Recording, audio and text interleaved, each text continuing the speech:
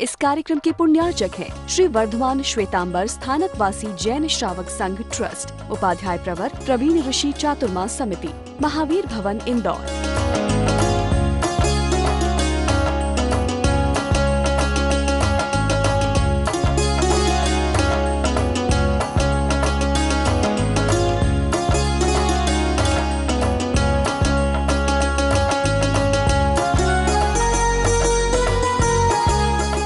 उसका जिक्र स्वयं कौन करते? किसने देखी तपस्या परमात्मा की? कोई इंद्रभूति गौतम ने देखी, कोई सुधर्मा ने देखी? भगवान फरमाते हैं कि मैंने साधना काल में ऐसी ऐसी तपस्या करी। और सुधर्मा स्वामी कहते हैं कि तपस्या का जिक्र इसलिए करते हैं तीर्थंकर कि औरों को भी तपस्या करने का बल मिले, समर्थ बनना होता है।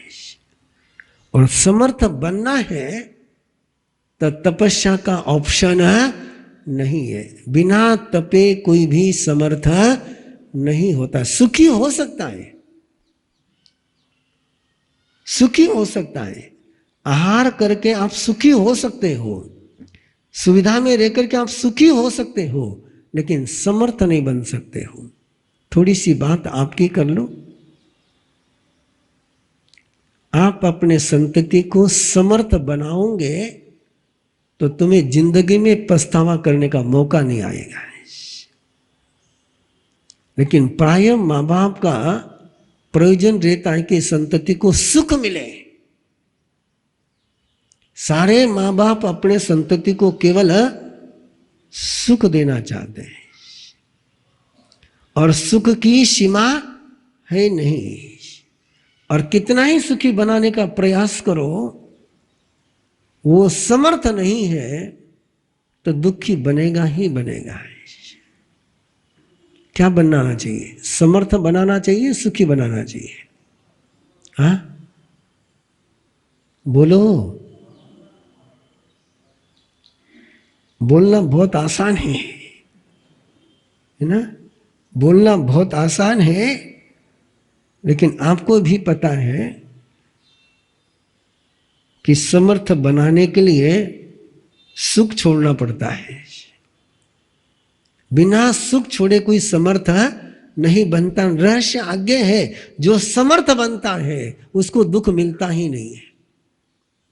जो समर्थ बनता है उसको दुख मिलता ही नहीं है। और सुखी को सुख नहीं मिलता है और समर्थ को दुख नहीं मिलता है। इसलिए परमात्मा का शासन ये शक्तिशालियों का शासन है, ये समर्थ पुरुषों का शासन है, ये कमजोरों का शासन नहीं है। पनया वीरा महावीहीन, ये परमात्मा का जो महामार्ग है इस पर केवल वीर ही चल सकते हैं। ये कायर का चलने का मार्ग नहीं है। तो ये देशना जब साधु साधियों के पास पहुंचती है और आप देख सकते हो, आराम से देख सकते हो, आराम से समझ सकते हो, सुन सकते हो कि परमात्मा के धर्म संग में सुख की चर्चा कहीं पर भी नहीं है। तू ये तपस्या करेगा तो तुझे ये सुख मिलेगा, तू ये तपस्या करेगा तो तेरा ये काम हो जाएगा। नथिंग।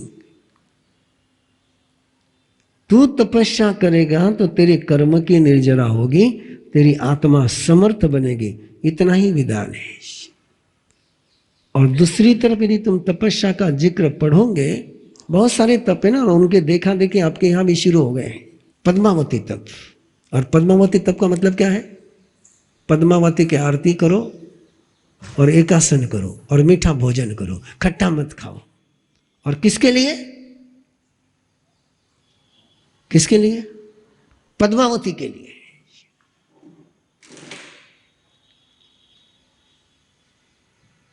कभी जाकर के पूछना कि पद्मावती कौन से देवलोक में है? वैमानिक देवी है?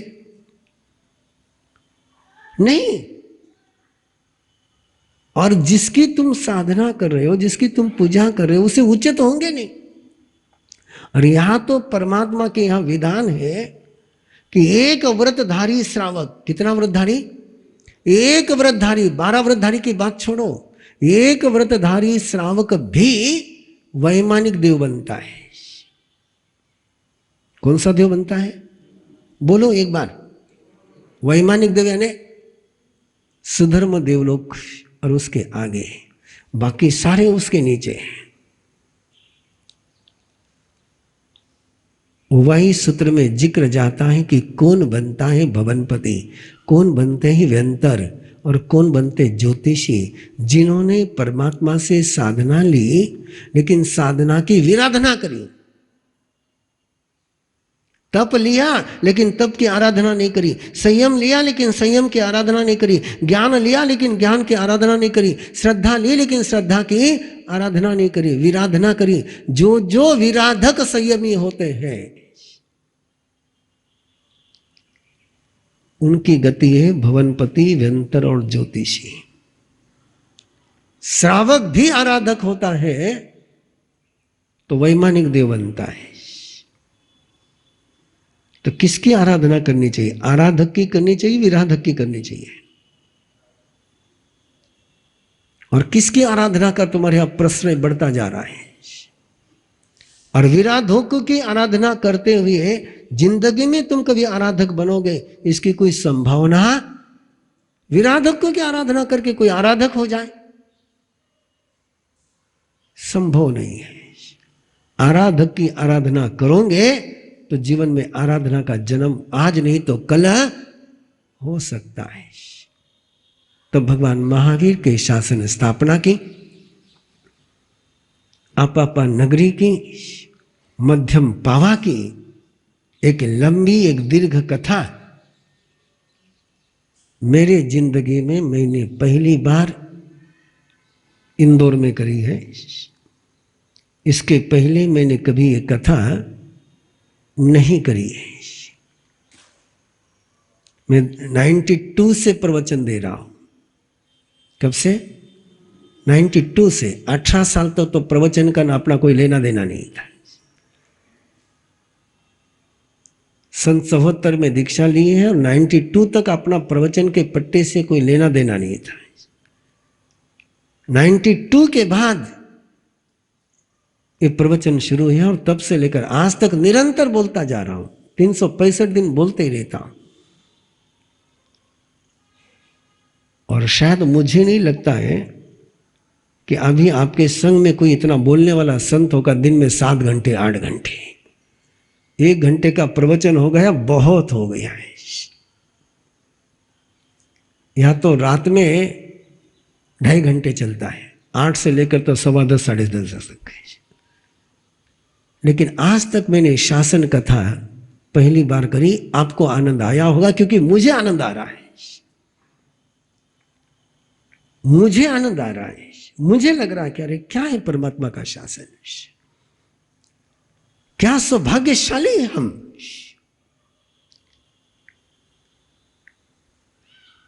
कि सारे विश्व में जहां दुशासन की सत्ता चल रही है उस समय हमको जिन शासन में रहने का सौभाग्य मिल रहा है। और आपसे आग्रह है, अनुरोध है कि जिन शासन विश्वव्यापी बने इसमें अपनी जिंदगी समर्पित हो जाए।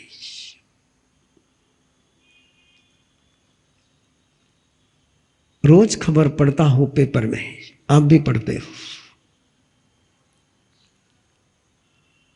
क्या दर्दनाक चल रहा है।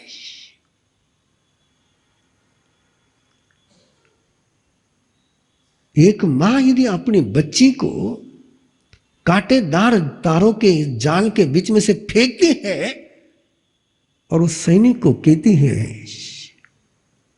कि इस बच्ची को ले जा, मैं नहीं आ सकती हूं। क्या हालत है। और ऐसी हालतों में यदि हम परमात्मा के उपासक जिन शासन को विश्वव्यापी बनाने का प्रयास नहीं करेंगे तो ये वायरस कब अपने गली में पहुंचेगा पता नहीं चलेगा। इस रेगिस्तान को रोकना ही होगा। न केवल इसकी बात है, सारा पर्यावरण तुम्हारी इस भोग संस्कृति के पीछे, सारा विश्व का तापमान, सारा विश्व का पर्यावरण गजब का डिस्टर्ब हो रहा है। जहां बारिश होती नहीं थी वहां तबाही आ रही है, और ओनली वन रीजन, कि तुम्हारी लग्जरी लाइफ। ये लग्जरी लाइफ, मैं 2 वाक्य बोलना चाहता हूं। इस्लाम ने दुनिया को हिंसा दी, क्रिश्चियनिटी ने भोग दिया है, और इन दोनों का समाधान कहीं पर है तो जिन शासन जिसके पास अहिंसा और संयम की विरासत है, और अहिंसा और संयम की इस विरासत को यदि हम दुनिया को दे न पाए, मेरा एक छोटा सा सोच है। आप सोच सकते हो, आप तालाब के किनारे बैठे हो, आपको तैरना आता है, आप तालाब के किनारे बैठे हो, आपको तैरना आता है, और आपके पीछे से कोई शराबी आकर के उस तालाब में छलांग लगाता है, डूबता है, तड़पता है, मरने की हालत में पहुंचा है, और आप तालाब के किनारे बैठे हुए ये सोचते हैं कि शराबी है, उसको क्या बचाना। बोलिए, इंसान कहोगे उसको? इंसान कह सकोगे? शराबी है, शराबी डूब करके मर रहा है, और आप बचा सकते हो, और आप बचा नहीं रहे। आप गुनहगार बनोगे नहीं बनोगे? हाँ? बनेंगे ना? बचाना चाहिए, बचाना चाहिए। आपके पास अहिंसा है, आपके पास संयम है, और पूरी दुनिया हिंसा की आग में और असंयम के दलादल में धंसती चली जा रही है, और आप नमो अर्यंतान। हाँ? किसकी जिम्मेदारी है? और कल का त्योहार है, कल का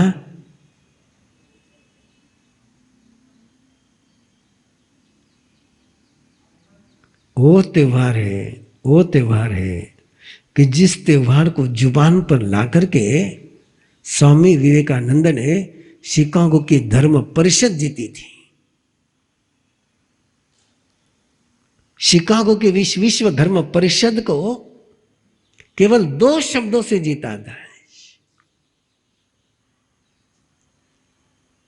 उनके पहले जितने वक्ता बोलने के लिए आते थे, वो बोलते थे लेडीज एंड जेंटलमैन, और स्वामी विवेकानंद जब बोलने के लिए खड़े हुए तो उन्होंने कहा dear my sister and my brothers,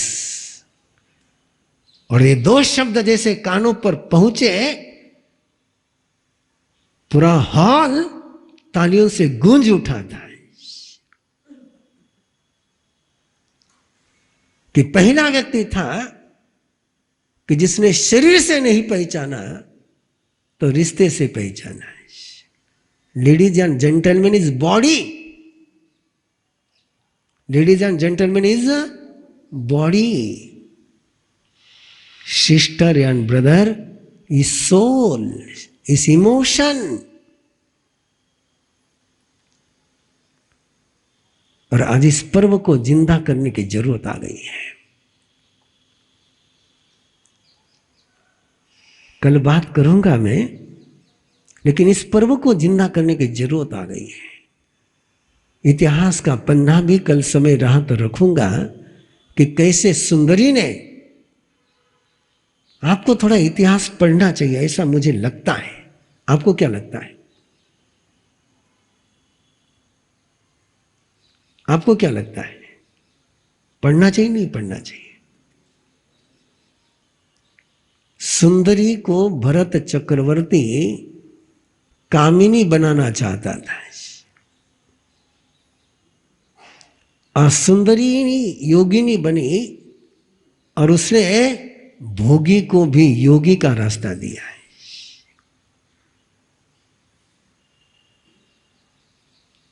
जब तक भरत चक्रवर्ती षटखंड की विजय की यात्रा करते रहे तब तक सुंदरी आयम्बिल तप करती रही। सबसे ज्यादा आयम्बिल तप की आराधना किसी की है? किसकी है? कितने साल? 60,000 साल।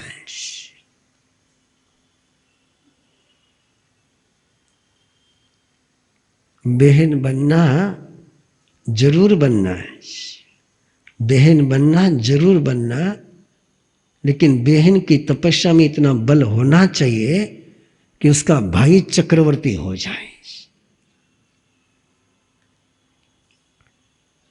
इतना तप होना चाहिए। 60,000 आयम्बिल, 60,000 साल तक आयम्बिल। और जब भरत चक्रवर्ती पहुंचता है षटखंड की विजय यात्रा कर करके, उम्मीद थी उसकी कि सुंदरी आरती के लिए द्वार पर खड़ी रहेगी, लेकिन सुंदरी दिखी नहीं। पूरे राज्याभिषेक के सारे माहौल के बीच भरत चक्रवर्ती सुंदरी को खोजता रहा, लेकिन सुंदरी नजर नहीं आई।